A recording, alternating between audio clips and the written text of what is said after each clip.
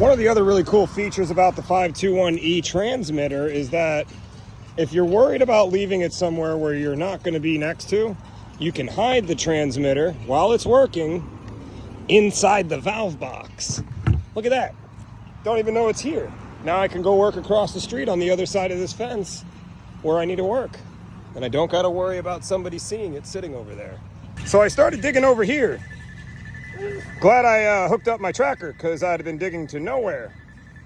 Come over here. Oh, there's our road crossing right here. There's the valve. There's the road crossing. Boom, boom, boom. We dig here. Instead of digging aimlessly, which is what we were about to do, we used the right tool for the job to get us to where we need to go faster.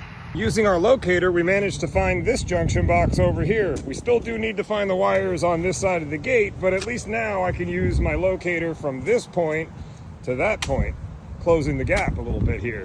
So we also used the locator to make sure that all the wires from here to across the street are working, and they are. And we marked them so that we know how to put them back together later. Osmani's over here digging down so we can find these wires. That's the next step.